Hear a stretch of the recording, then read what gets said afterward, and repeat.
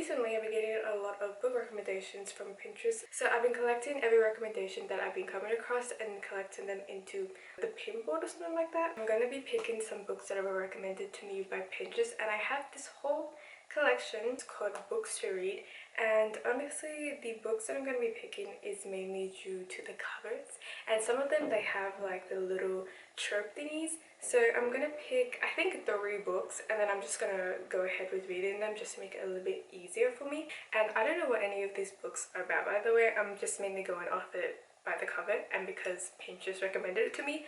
The first book that I'm going to be picking is The Red Palace. This book, basically by what it's telling me, is about this like palace nurse, and there's like romance and like some sort of murder mystery or something like that. I don't know, that's just what I'm getting. Looking at this other recommendation, there are some books that I've already heard about which I don't want to read just yet, and there are also some of them that I've already read before, but I'm interested in this one called The Prince Prohibition, which is apparently about fated mates and enemies to lovers, which is something that I absolutely love, so I'm going to check that out. And then the last book that I'm picking is The Book That Wouldn't Burn, because it's apparently the highest rated fantasy book to read in 2023. But the first book that I'm going to be reading is The Red Palace.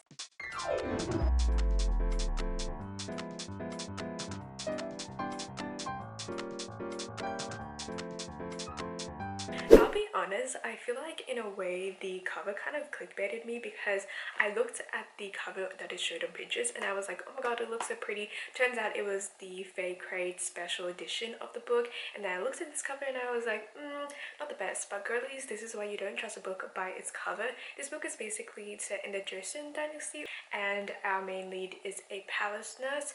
One day a murder happens and her mentor is taken into custody, so she tries to investigate what happens so that she's able to prove the innocence of her mentor. So far I'm really enjoying this book because I love the way that it is written. I don't know, writing is very important with thick books, okay? If the way that the book is written is not good, then I'm out of there. I can already tell the romance is going to be good because when they first meet there is no initial attraction to each other, which is something that really annoys me when that happens in books. I haven't read that much, but I'm so excited to see how it develops. Not gonna lie, I feel like falling asleep, and I don't know if it's because I'm tired or if it's because of the book. So I finished reading The Red Palace, which I didn't really update you guys on it because I didn't have anything to say, but I really loved the writing. I loved the main character.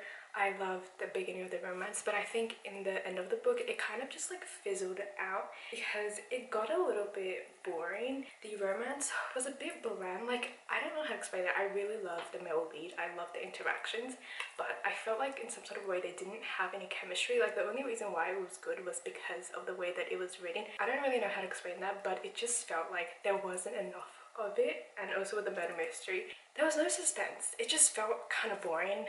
The reveal wasn't shocking, so in a way I'm kind of disappointed, but I'm also conflicted because I really loved the way that it was written and the whole premise. I started reading another book which is called The Book That Wouldn't Burn. I looked at my Kindle and I was like, how many pages in this book? And then I found out it was 700 pages and I was like, okay, cool. I haven't read that much of it. Don't really know what it's about because I read the Goodreads synopsis and it didn't really give me that much.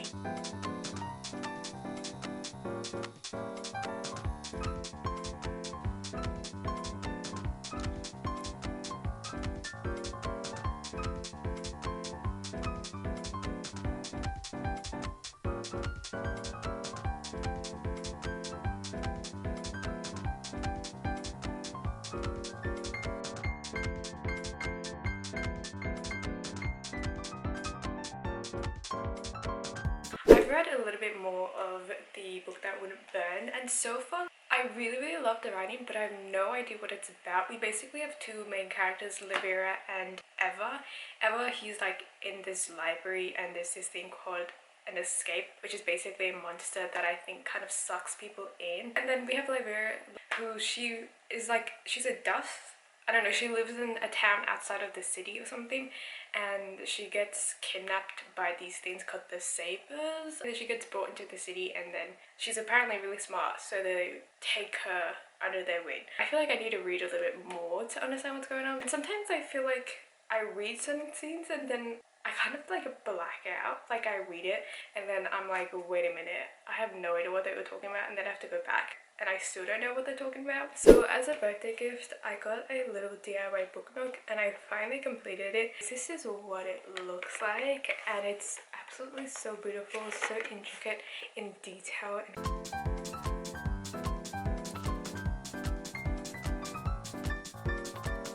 In terms of the book, it is very, very slow, and sometimes I think, why do books have to be very, very long? Like, some books could be cut down and it would still be the same thing. The issue is, I'm very intrigued to see where the story goes because it is very interesting. I feel like the plot is not really going anywhere. There are things that are definitely going on that kind of piques my interest, but at the same time, I kind of wish it would go a little bit faster.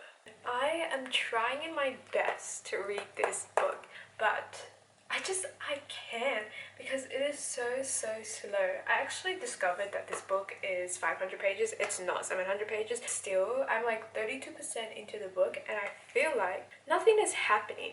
I've read a lot of Goodreads reviews and a lot of people have given it 5 stars. So I'm like, should I still give it a chance?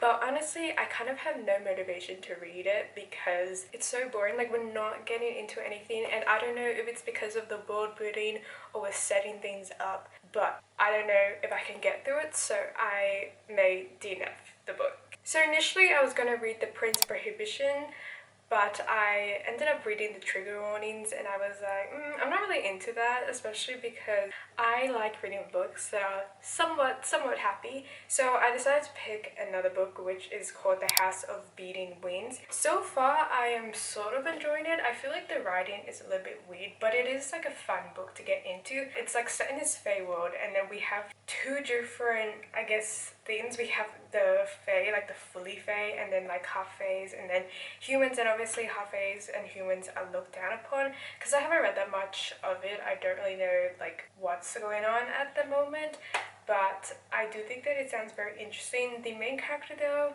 not gonna lie, she's a little bit annoying, but hopefully she gets better. And I feel like there's a thing about like love interest. I'm really hoping that the guy that she likes is not the love interest, but there's a thing about like childhood love interest where the guy is kind of wishy-washy that I really don't like. I swear that this book is actually causing me pain. Every single time Fallon thinks, I'm like, why? Just why? This is one of those books that give me secondhand embarrassment, and I hate it. It makes me want to cry. I have decided to DNF The House of Beating Wings. I tried my best to read this book, but I couldn't. And the main reason why is because of our main character, because she's literally the most annoyingest main character I've ever read. Let me set the scene for you, okay? She basically hears this prophecy that she will marry like either her one true love or a prince or something, and that she will take over the kingdom. Her childhood best friend, and I think you know where this is going, is a prince, and she is in love with him, so she's convinced that he is the one that she's gonna marry and that she's gonna take over the kingdom. Everyone around her is saying, no girl, don't trust him, he's not who you think he is. But the whole entire time she's like, no, you don't know him, I do, because he's my childhood best friend. This guy is like giving me the biggest ick ever, because basically he's sleeping around with other girls. He's betrothed to a princess and she's still convinced that he's in love with her. Mind you, this girl, she's like 22. She's not like a teenager or something, and she's so naive. And honestly, I question her thoughts and decisions. I feel like I could have read this book, but at this point I was so annoyed at the main character. I cannot read it, because every single time I would turn a page, I would have to set my Kindle down, breathe in, pick it up again, and go through that over and over again. And at this point, I don't really want to read this book. Anyways, I'll pick another book from Pinterest and I will update you guys when I read like halfway through the book, because at this point I don't trust myself anymore. I don't know if you can tell, but I ended up DNFing the book that wouldn't burn. I feel like after I was like, I'm gonna take a little break from it, I just couldn't get into it again, so I decided to finally DNF it. I did end up starting another book which I'm really enjoying. I actually read more of it than I should have before updating you guys, but it's called The Son of Silver Flame Like Night. It's set in China and it's basically about two groups. We have the 𝐻INs and the 𝐸𝐿ancians, I think that's how you pronounce it. Basically, at this period of time, the 𝐸𝐿ancians are the ruler of this country, and the magic system in this story is very, very interesting because we have the 𝐻INs who used qi to control the magic, whereas with the 𝐸𝐿ancians they use metal, which I personally don't really understand how that works, but I guess they draw out magic from the metal. And we have two main characters, Lan and Zen, and I love reading their point of views because it's dual perspective, and just like the way that this book is written and how they describe each other, no matter what, I'm a sucker for romance in any books. I've already highlighted so many quotes just because of the way that this book is written, and I really like the pacing of this book. It's not too slow, it's not too fast. I also really like the characters and just the complexity of their background story, and just the way that they're written. They're not very bland. I'm really close to finishing this book, so I'm just gonna finish it as fast as I possibly can.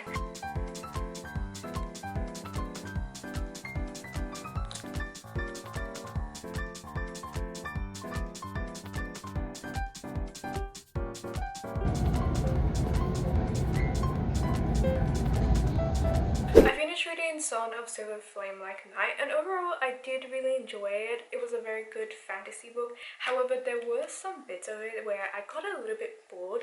I don't really know how to explain it, but it wasn't a slow book, but I feel like it was something about the writing. This book isn't like completely high stakes, and I feel like because of that I wasn't, I guess, super excited to read it, but I still really enjoyed it. The ending as well was somewhat painful.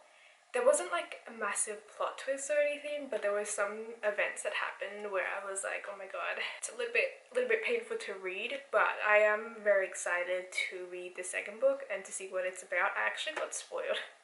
It was my fault though because I read what was happening. The next book that I'm going to be reading is The Stolen Heir, which this book, I chose it because of my own agenda. I've been wanting to read it since last year, but I've completely forgotten about it. And then I saw it on like one of those Pinterest thingies and I was like, oh yeah, I should read that book. I don't know anything about The Stolen Heir besides the fact that it's about Jude's like little brother and the fact that he has like hooves or like goat legs or something like that, and I remember people being upset about that. So that's literally the only thing I know about the book.